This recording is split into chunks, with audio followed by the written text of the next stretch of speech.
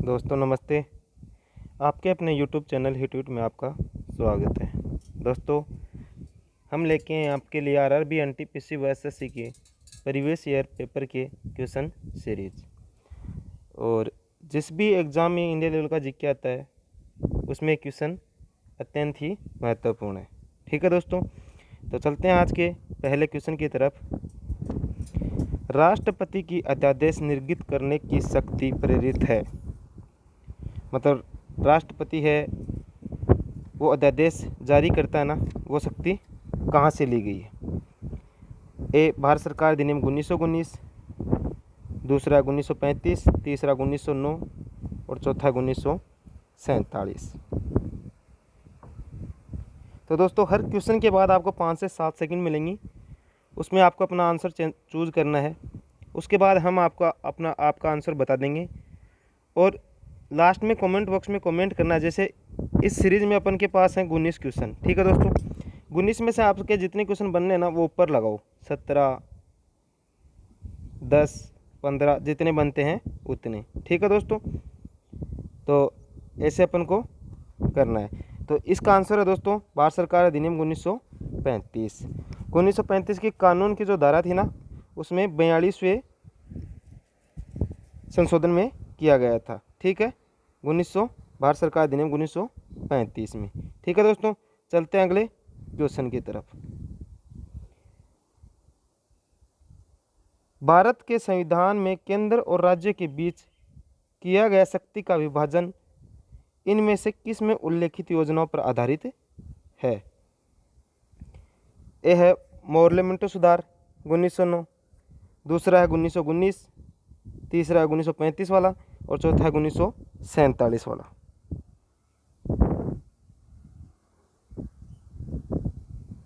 तो इसमें है दोस्तों 1900 भारत सरकार अधिनियम 1935। ठीक है दोस्तों, चलते हैं अगले क्वेश्चन की तरफ।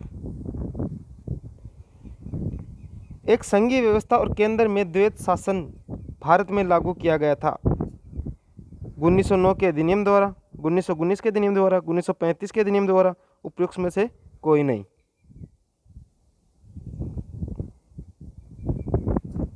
तो दोस्तों ये किया गया था 1935 के अधिनियम द्वारा। ठीक है दोस्तों, चलते हैं अगले क्वेश्चन की तरफ। निम्नलिखित अधिनियमों में से किस अधिनियम के फलस्वरूप बर्मा भारत से अलग हुआ था। तो दोस्तों इसका आंसर है दोस्तों वो है गवर्नमेंट ऑफ इंडिया एक्ट 1935, मतलब भारत सरकार अधिनियम 1935। ठीक है दोस्तों, ये तो किया गया था किस अधिनियम के तहत, लेकिन आ जाए कब, भाई सन पूछ ले तो वो किया गया था दोस्तों 1937। ठीक है दोस्तों, चलते हैं अगले क्वेश्चन की तरफ। एक ये निर्वाचित है, ठीक है दोस्तों, निर्वाचित है, निर्वाचित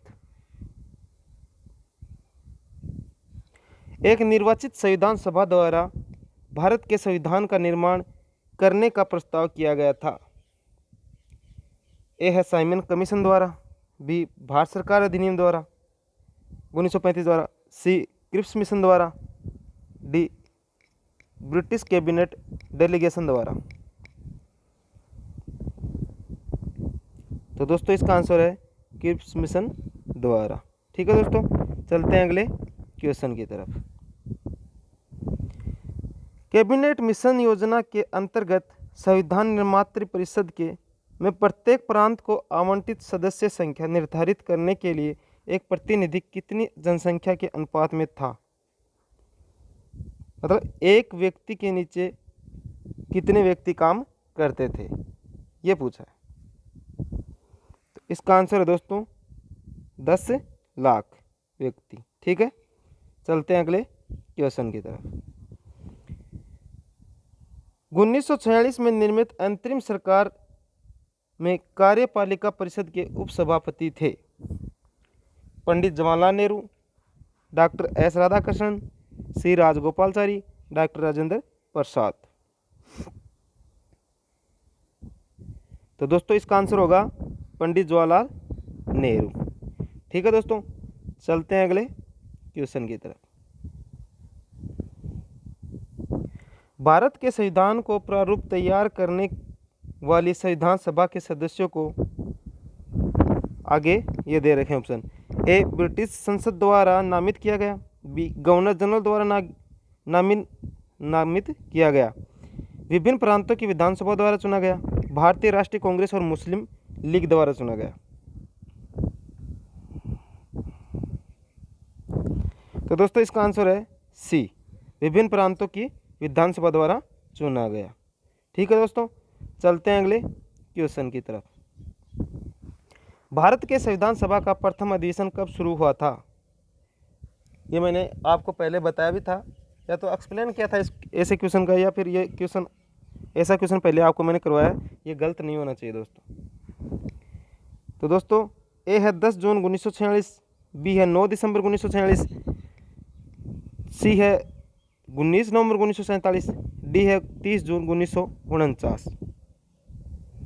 तो दोस्तों प्रथम अधिवेशन है वो किया गया था 9 दिसंबर 1946 और दूसरा अधिवेशन था दोस्तों वो था 11 दिसंबर, जस्ट इसके 2 दिन बाद, 11 दिसंबर 1946। ठीक है दोस्तों, और 9 दिसंबर को क्या है कि अस्थायी अध्यक्ष बनाया गया था, वो बनाया गया था SN सिन्हा को। ठीक है, सच्चिदानंद सिन्हा को। फिर 11 दिसंबर 1946 को डॉक्टर राजेंद्र प्रसाद को इसका स्थायी अध्यक्ष चुना गया था। ठीक है दोस्तों, चलते हैं अगले क्वेश्चन की तरफ। भारतीय संविधान का प्रथम प्रारूप तैयार किया गया था, या किसके द्वारा किया गया था? ए, BR अम्बेडकर द्वारा, बी, BN राव द्वारा, सी, के स्थानम द्वारा, के M मुंशी द्वारा।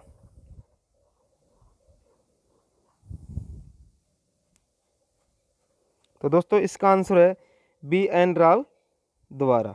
ठीक है दोस्तों, चलते हैं अगले क्वेश्चन की तरफ। भारत का संविधान अंगीकृत एवं अधिनियम हुआ था। ए, 26 जनवरी 1950, बी, 11 फरवरी 1948 को, सी, 26 नवंबर 1949 को, डी, उपरोक्त में से कोई तिथि नहीं।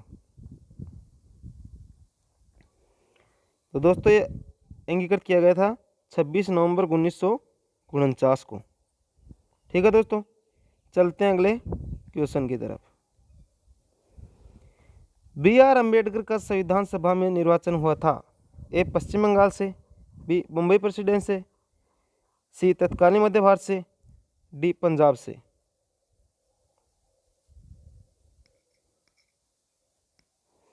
तो दोस्तों ये हुआ था मुंबई प्रेसिडेंसी से।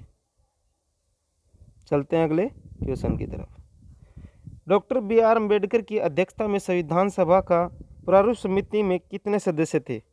प्रारूप समिति में, तो प्रारूप समिति में सदस्य थे दोस्तों वो थे 7। ठीक है दोस्तों, चलते हैं अगले क्वेश्चन की तरफ कि न्यायिक पुनर्विलोकन की व्यवस्था है, मतलब ये कहाँ से ली गई है? केवल भारत में है, केवल USA में, भारत और USA में, केवल UK में? तो दोस्तों ये ली गई थी केवल USA में। चलते हैं अगले क्वेश्चन की तरफ। भारतीय संविधान में राज्यों की संघ की संकल्पना को प्राप्त किया गया है। ए, भारत अमेरिका के संविधान से, बी, ऑस्ट्रेलिया के संविधान से, सी, ब्रिटिश नॉर्थ अमेरिका अधिनियम से, डी, स्विट्जरलैंड के संविधान से।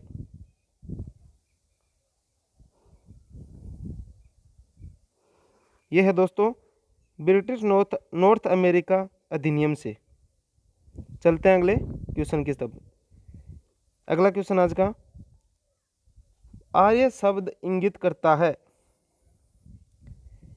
नरजाति समूह को, यायावरी जन को, भाषा समूह को, श्रेष्ठ वंश को?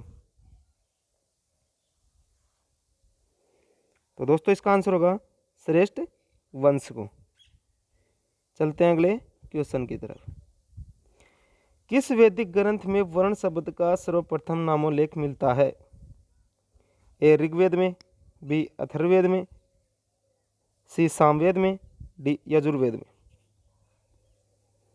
तो दोस्तों इसका आंसर है ऋग्वेद में। ठीक है दोस्तों, चलते हैं अगले क्वेश्चन की तरफ।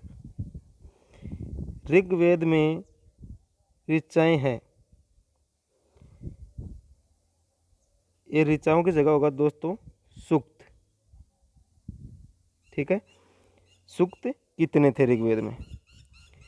तो सूक्त तो थे दोस्तों 1028 और ऋचाएँ थी दोस्तों 10,552।